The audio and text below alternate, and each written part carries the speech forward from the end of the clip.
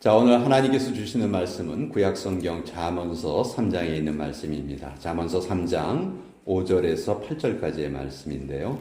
너무도 잘 알려져 있는 아주 귀한 말씀입니다. 우리 잠언서 3장 5절부터 8절까지 우리 같이 하나님의 말씀을 받들어 읽겠습니다. 시작. 너는 마음을 다하여 여호와를 의뢰하고 내 명철을 의지하지 말라. 너는 범사에 그를 인정하라. 그리하면 내 길을 지도하시리라. 스스로 지혜롭게 여기지 말지어다. 여호와를 경외하며 악을 떠날지어다. 이것이 내 몸에 양약이 되어 내 골수로 윤택하게 하리라. 하나님의 말씀입니다. 아멘. 기도하겠습니다. 새해 첫 주일 예배 하나님의 말씀을 받습니다. 전하는 자에게 담대함 주시고 또 듣는 자들에게 마음을 주님께서 활짝 열어주시고 우리의 마음속에 진정한 말씀에 대한 감격과 동의가 있어서 우리의 삶에 손과 발로 꼭 실천되게 하여 주시옵소서. 예수님의 이름으로 기도합니다. 아멘. 자, 우리 한 해가 새로 열렸습니다. 한 해를 시작한다는 것은 마치 백지 위에 그림을 그리는 것과 같습니다. 어떤 생각으로 그림을 그리는가 거기에 따라서 걸작이 될 수도 있고요. 또 때로는 형편없는 졸작이 그려지기도 합니다. 자, 이처럼 어떻게 우리가 마음을 먹고 이 한 해를 시작하느냐에 따라서 또 올 한 해의 우리의 삶의 성공 여부가 결정이 되겠죠. 사실 1월 초라고 해서 특별하게 다른 시간이 아닙니다. 그렇죠? 키에르케고르라는 덴마크의 철학자는 이런 말을 남긴 적이 있었는데, 우리 사람들은 원형으로 된 문자판에서 살고 있는 것 같다. 그렇게 말했어요. 무슨 얘기냐면 일반적으로 사람들이 오늘이나 내일이나 다 똑같은 시간이 그냥 똑같은 시간이 흘러가겠지. 그렇게 살아간다는 것이죠. 구별을 못한다는 거예요.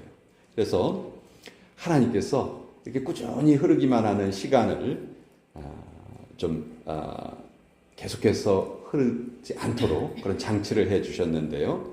시간을 토막토막 끊어 주셨어요. 1년을 4등분해서 봄, 여름, 가을, 겨울로 나눠 주셨고 또 12달로 나누어 주셨고 또 365일이 지나면 새로운 한 해가 다시 시작이 되도록 이게 하나님께서 구별을 해 주셨죠. 그래서 이렇게 시간에 한 해의 시작과 끝을 만들어 놓으시고 우리 모두가 한 번 더 새롭게 다짐하고 새 마음으로 출발할 수 있게 하나님께서 배려해 주신 거예요. 그래서 우리가 새해를 맞이하게 된 것이죠.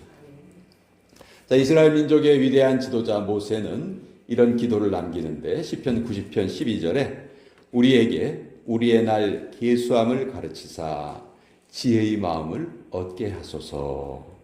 모세는 이런 기도를 남겼어요. 그러니까 우리도 언젠가는 반드시 우리가 하나님의 부르심을 받는 날이 있다는 것을 항상 기억하고 지혜롭게 살 수 있게 해주시옵소서. 이렇게 기도한 것이죠.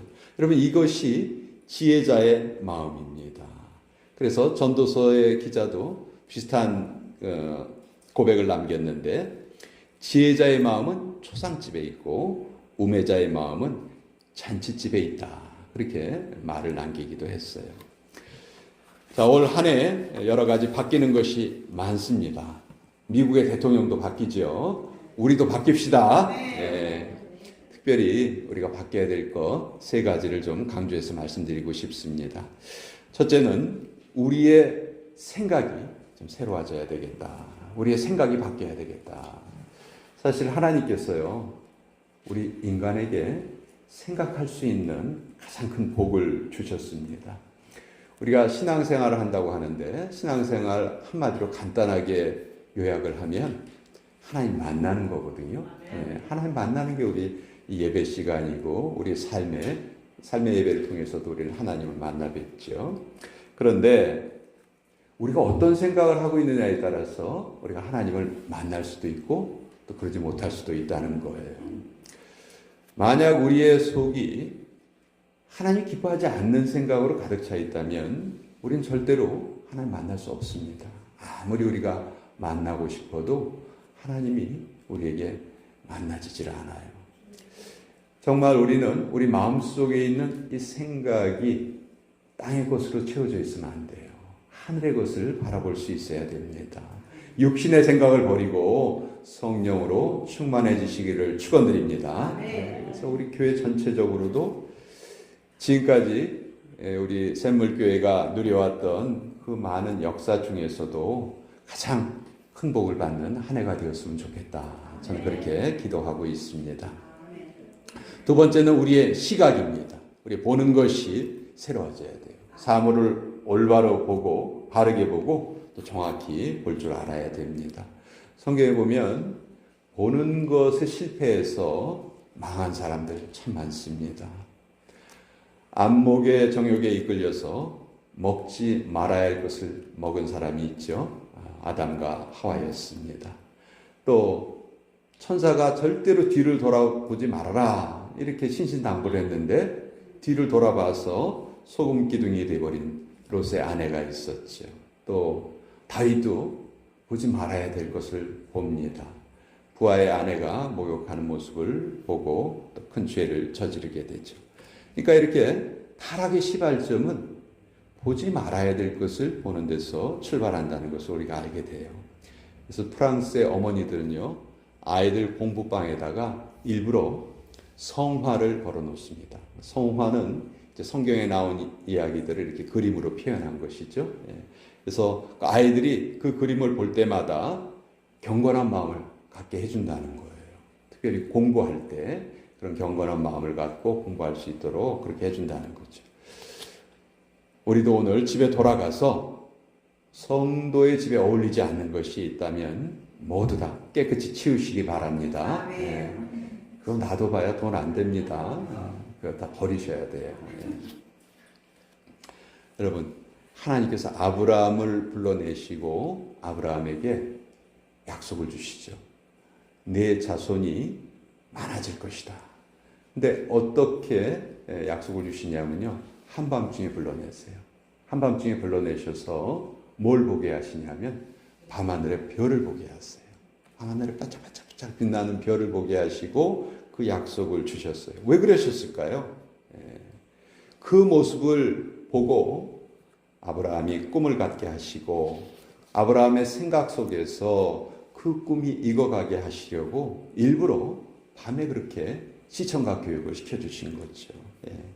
자, 오늘도 우리도 마찬가지입니다. 이 새해 2025년에는 내 주변에 정말 은혜 받는 성도들이 많아지는 그런 모습을 우리 머릿속에 좀 우리가 꿈꿔봤으면 좋겠어요. 우리 생각 속에 좀 심어봤으면 좋겠어요. 내 옆에 있는 사람이 기쁨으로 웃는 모습을 우리 마음속에 새기면서 그렇게 신앙생활을 했으면 좋겠습니다.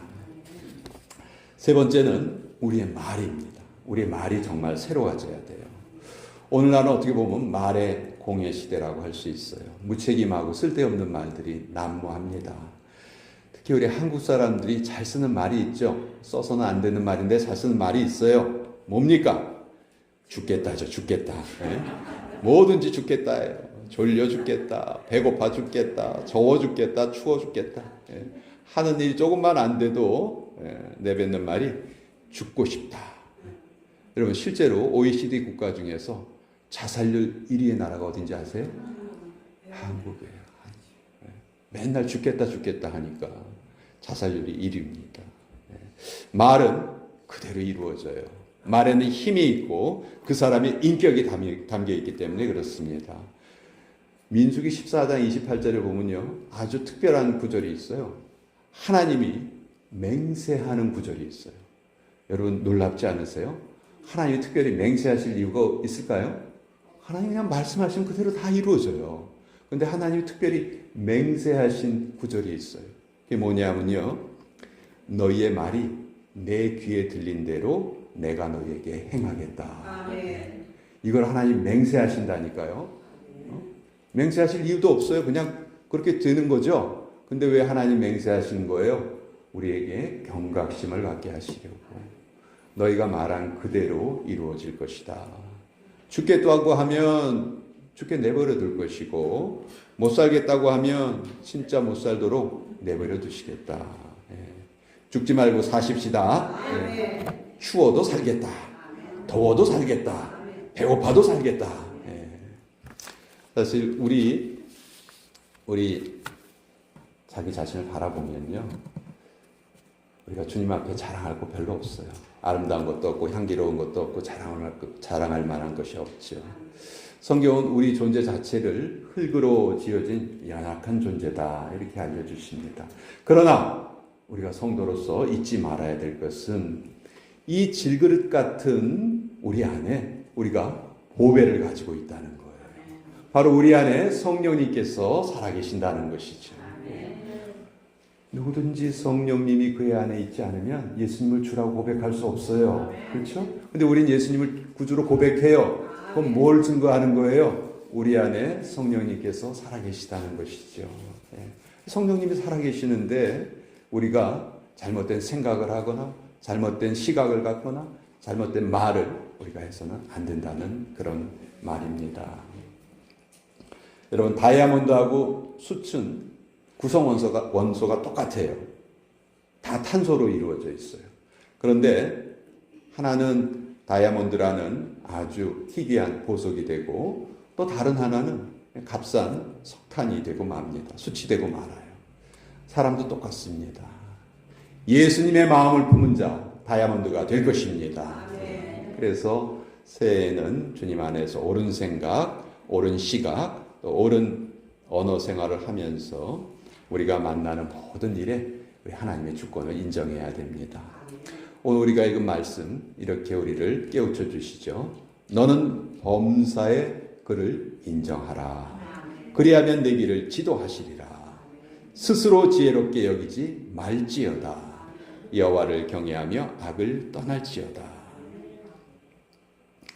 제가 세 가지를 말씀드렸는데 생각, 시각, 언어. 그렇죠? 세 가지 말씀드렸는데 두 가지를 좀 덧붙여서 권면드리고자 합니다. 여러분, 우리 신앙생활에 있어서 우리가 가장 위험한 것이 있는데 그것은 우리의 믿음이 습관이 되는 거예요. 타성화되는 거예요. 우리 믿음이 해를 거듭할수록 정말 쑥쑥 자라나야 되는데 어느 단계에서 성장이 멈출 수가 있어요. 우리 믿음의 성장이 멈추면요, 그때부터 어떤 일이 벌어지느냐, 우리의 심령이 딱딱해지기 시작합니다. 우리 심령이 굳어져요. 그러면 하나님께 대한 경외의 마음이 사라지고 감사의 마음이 사라지고 또 우리가 구원받았다는 그 감격도 잃어버리게 되는 거예요. 그때부터는 신앙이 조금씩 형식화되기 시작을 합니다. 예배에 나와도 그냥 습관으로 나오는 거예요. 뭐 감격이 없고 하나님에 대한 감사도 없고 내가 왜 예배를 드려야 되는지도 모르고 그렇게 왔다 갔다 하는 그런 신앙을 가질 수가 있다는 것이죠. 성경은 이렇게 타성화되고 딱딱해진 심령의 상태를 묵은 땅이다 이렇게 불러요. 그리고 묵은 땅을 기경하라, 묵은 땅을 갈아엎어라 이렇게 말씀을 하시죠. 자, 묵은 땅이 되면은 나타나는 첫 번째 현상이 예배에 소홀하게 돼요.